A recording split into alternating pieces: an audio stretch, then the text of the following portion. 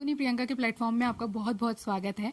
और जैसा कि आप सभी को मालूम है कि अभी कंडीशन कितनी बुरी बनी हुई है, वर्ल्ड वॉर 3 की सिचुएशन आ चुकी है और यूक्रेन और रूस के बीच जो घटनाएं हैं हम लोग लाइव अपडेट डेली सुन रहे हैं। तो अभी मेरे साथ है देहरादून की प्रियंका, वहां से वापस आई हैं यूक्रेन से और वहां से वो मेडिकल की स्टडी कर रही थी और जानते हैं कि किस तरह के हालात वहां पे थे और कैसा लग रहा है उनको अपने घर अपने वतन वापसी आके। बहुत स्वागत Priyanka. Thank you. First of all good evening. I am Priyanka, second year MBBS student. मैं विनित्सा नेशनल मेडिकल यूनिवर्सिटी की स्टूडेंट हूँ। मुझे बहुत ज़्यादा प्राउड फील हो रहा है। सबसे पहले तो प्राउड टू बी इंडियन, मुझे बहुत ज़्यादा गर्व है। मैंने सिर्फ सुना था ये चीज़ है कि ठीक है इंडिया अच्छा है, बट आज मैं सच में फील कर रही हूँ मुझे बहुत ज़्यादा। और thank to Indian embassy, Indian government and specially thank to Modi ji जिन्होंने हमारी बहुत ज़्यादा हेल्प करी और वो स्टूडेंट्स की बहुत ज़्यादा हेल्प कर रहे हैं। अच्छा प्रियंका, तो आप जैसे विनित्सिया में थे, तो विनित्सिया से जो खार्किव है और कीव है जहाँ पे ये घटनाएं हो रही हैं, वो कितने डिस्टेंस में है और आपके वहाँ पे क्या हालात थे? हाँ जी, कीव तो 3 to 4 आवर्स है और खार्किव थोड़ा दूर है अपने विनित्सिया से, बट कीव जो है 3 to 4 आवर्स का है। बट ऐसा था ऑन 24 हम लोग तो मॉर्निंग में सो रहे थे, तो हमें 6 o'clock पे कॉल आई कि रशिया ने वॉर डिक्लेयर कर दिया और सारी फ्लाइट्स ऑफ हो गई। तो मैंने जो पहले अपनी फ्लाइट करी थी डायरेक्ट यूआई थी, तो उसमें ये था कि 25 की थी, बट मेरे को पता चल गया कि कैंसिल होनी है। अब ऐसा हुआ कि 24 को कीव में बॉम्ब ब्लास्ट हुआ, तो हमें ये पता लग गया। चलो फिर उन्होंने कुछ इतना बताया नहीं था कि 24 को, नॉर्मली 24 को वहां पे हुआ कीव में। तो जो स्टूडेंट्स थे वो अपनी यूनिवर्सिटी के भी थे, वो वापस आए। देन 25th भी नॉर्मल सा चला, बट हमारी 24 को भी क्लासेस हो रही थी क्योंकि क्लासेस नहीं छोड़ सकते थे, क्योंकि किसी को मतलब विनित्सिया जो है वो सेंटर पे, तो किसी को पता नहीं था कि ऐसा कुछ होगा। ऑन 25th इवनिंग में ये हुआ कि बता दिया था, हाई अलर्ट बता दिया था कि विनित्सिया में होने वाला है कुछ। और 25th नाइट भी विनित्सिया पेरीफेरी में हो चुका था कुछ। हमने खुद बॉम्ब वगैरह की आवाज सुनी और साइरेंस वगैरह कंटिन्यूअस वहां पे शुरू हो गए थे बजने। अच्छा, विनित्सिया पेरीफेरी लगभग आपके आसपास था जहां आपको सुनाई दे रही थी? हाँ जी, मेरे को आवाज सुनाई दे रही थी। मैं अपार्टमेंट में रहती हूँ, तो पेरीफेरी पे, विनित्सिया की पेरीफेरी पे हुआ था। तो खुद मेरी फ्रेंड और मैंने आवाज सुनी और साइरन वगैरह की आवाज तो कंटिन्यूअस थी, साइरन बजते थे। तो फिर हम देखते थे कि डॉक्यूमेंट्स हमने रेडी रखने हैं, तो फिर हम बेसमेंट में चले जाते थे, इस टाइप का। अच्छा, तो मतलब जब ये सायरन्स बजते थे और इस तरह के आवाजें आपको सुनाई देती थी, तो मतलब आपके मनमानस पे क्या चीजें आ रही थी और किस तरह का आपका मतलब सिचुएशन, रिएक्शन किस तरह का था? ये था कि सबसे पहले तो हमें ये था कि हम घर कैसे जाएं, क्योंकि इतना हमें पता नहीं था कि कुछ ऐसा इंडियन एम्बेसी के थ्रू ऐसा हो सकता है। तो फिर मेरा ये था कि सबसे पहले मैंने ऑप्शन, मतलब थोड़ा होपलेस भी थोड़ी बहुत होती थी, लेकिन एक होप आ जाती थी कि नहीं चलो कोई बात नहीं, फ्लाइट नहीं लेकिन हो जाए, क्योंकि मेन ऑप्शन इतना कम डिस्टेंस है नहीं, मैं फ्लाइट के थ्रू आऊंगी। तो फिर ऐसा था कि अब फ्लाइट बंद होगी तो अब क्या करें। बट फिर भी मैंने फ्रेंड्स वगैरह को भी समझाया कि यार चलो कोई बात नहीं, नॉर्मली ठीक हो जाएगा। तो हम लोग ये कि हमने फिर बस वगैरह से हम रोमानिया तक आए, फिर बॉर्डर वगैरह क्रॉस करा। उस टाइम बहुत ज्यादा प्रॉब्लम्स भी, पर हमने हैंडल कर ली, चलो कोई बात नहीं, करना है कुछ करना है। देन रोमानिया बॉर्डर से शेल्टर्स वगैरह, इंडियन एम्बेसी ने जो शेल्टर्स वगैरह करे वहां पे रुके हम, वहां पे सब कुछ ठीक था। देन फिर शेल्टर्स वगैरह 2-3 डेज रुकी मैं, फिर एयरपोर्ट गई और एयरपोर्ट से दिल्ली, देन दिल्ली से उत्तराखंड। अच्छा, तो जब आपको ये सारी चीजें पता लगी तो उस वक्त फैमिली से भी कॉल आ रहे होंगे, तो किस तरह का मतलब आपका जो बातचीत थी वो रेगुलर हो रही थी परिवार वालों से? हाँ जी, उस टाइम मैं ज्यादा कर रही थी क्योंकि पेरेंट, फैमिली, हर कोई, मतलब ये सोचो मेरी क्लासेस चल रही थी, मैंने लैपटॉप पे क्लासेस खोली थी और मेरे को कॉल आती थी फोन पे कि वहां पे कुछ ऐसा है, पर मेरे को क्लासेस भी लेनी थी, मैं मिस नहीं कर सकती थी, वो एब्सेंट वाला सीन है वहां पे। तो फिर मैंने सोचा कि क्लासेस भी लूँ, ये भी करूँ, बट मैं फिर समझाती थी कि चलो कोई बात नहीं, नॉर्मली, क्योंकि हमें इतना नहीं पता चल रहा था वहां पे, हम क्लासेस में बिजी थे, हमारा तो नॉर्मल चल रहा था और नॉर्मल लोग वगैरह इधर उधर जा रहे थे, तो हमारा नहीं था। बट मेरे को इंडिया के थ्रू पता चला कि न्यूज में कि ऐसा कुछ है, वहां पे प्रॉब्लम्स वगैरह हैं, वहां पे ऐसे वॉर वगैरह, वरना हम नॉर्मली क्लासेस में थे। पर हमने ये रेडी रखा था अपना बैग, डॉक्यूमेंट्स, इंपॉर्टेंट आइटम्स, ताकि हमें कभी भी निकलना पड़े तो हम निकल सके। अच्छा, जब आप रोमानिया बॉर्डर पे पहुंचे तो वहां पर किस तरह के हालात थे? रोमानिया बॉर्डर, जब तक हमने बॉर्डर क्रॉस नहीं करा था तो बहुत ज्यादा प्रॉब्लम्स आ रही थी। मतलब ये सोचो आप, बहुत ज्यादा रश था कि काफी लोगों के डॉक्यूमेंट्स मिस कर दिए लोगों ने, अपने बैग लगेजेस, किसी का कुछ, इनफैक्ट कि किसी के बहुत सारे लोगों के पैरों में धक्का मुक्की में कोई गिर गया, किसी के ऊपर कोई गिर गया, पैर वगैरह में चोट आ गई, हाथ वगैरह में। लेकिन बॉर्डर क्रॉस करने में लोगों को 1 to 2 डेज भी लग गया, 1.5 डेज लग गया। मेरे को तो 7 to 8 आवर्स लगे थे, तो मैं तो आ गई थी, पर प्रॉब्लम बहुत ज्यादा हुई। एक बार ऐसा मन हो रहा था कि वापस जाऊं, पर ऐसा था नहीं, अब पहुंच गई तो मैं अब क्रॉस ही करके रहूंगी। मतलब हम आगे पहुंचते थे लेकिन बच्चे बीच में आके तो मेरे को कई बार पीछे चला जाना पड़ता था, बहुत बार ऐसा हुआ।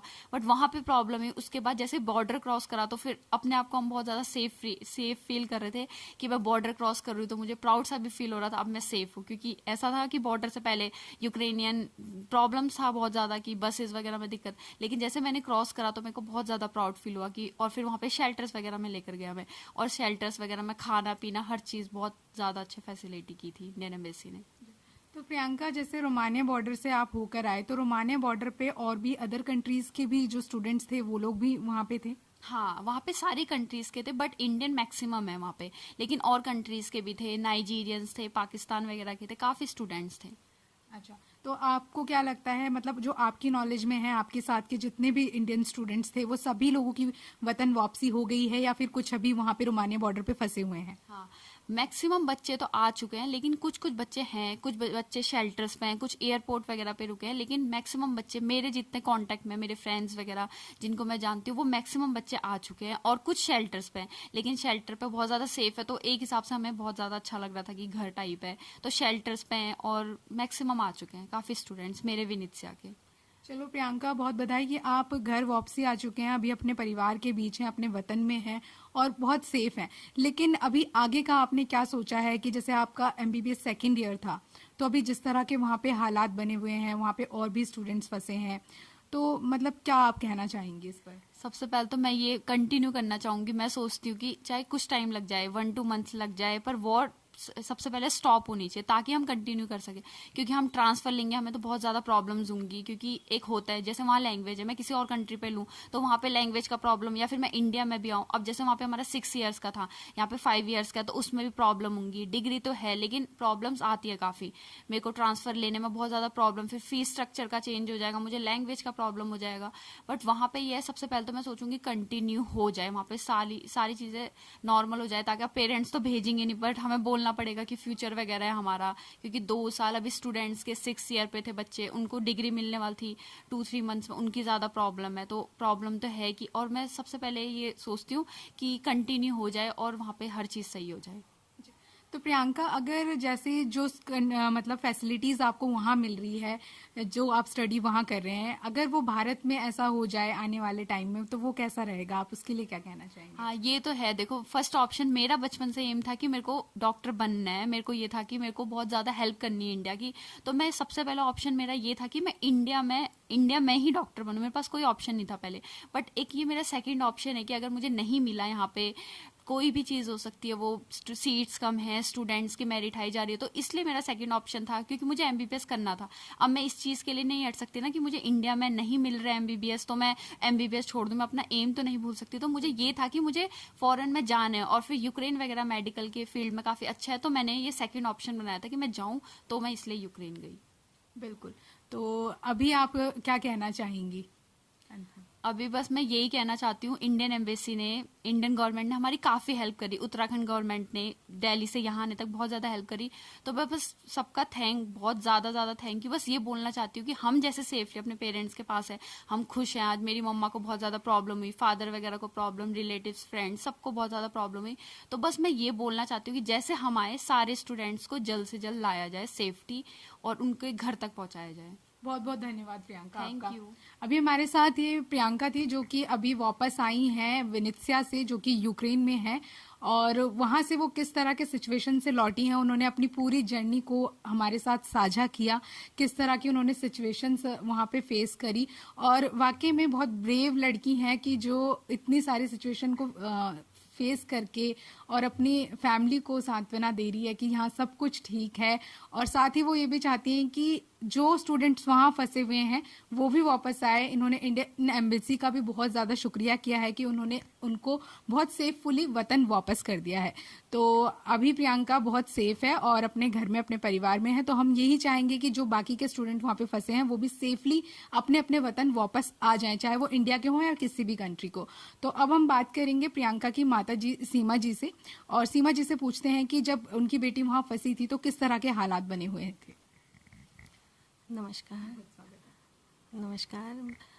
मेरी बेटी जब वहाँ पे फंसी हुई थी तो बेटी से बात हो रही थी, जब यूक्रेन में ही थी, तो हम न्यूज़ सुन रहे थे, न्यूज़ लगा रखा था हमने। वो तो सभी होता है कि सुबह अपना रूटीन होता है चाय वाय पीते समय न्यूज़ सुनने का। तो जैसे ही न्यूज़ में बता रहे थे कि ऐसे ऐसे हो रखा है, तो मतलब मन में तो डर बहुत हो रहा था। तो बेटी को बता रहे थे, तो ये बेटी क्लास में होगी या ऑनलाइन क्लासें होंगी या ऑफलाइन, जो भी होता था तो बता देती थी बेटी, मम्मी आज ऑनलाइन है ऑफलाइन है, ऐसा कुछ नहीं है, आप लोग डरे ना।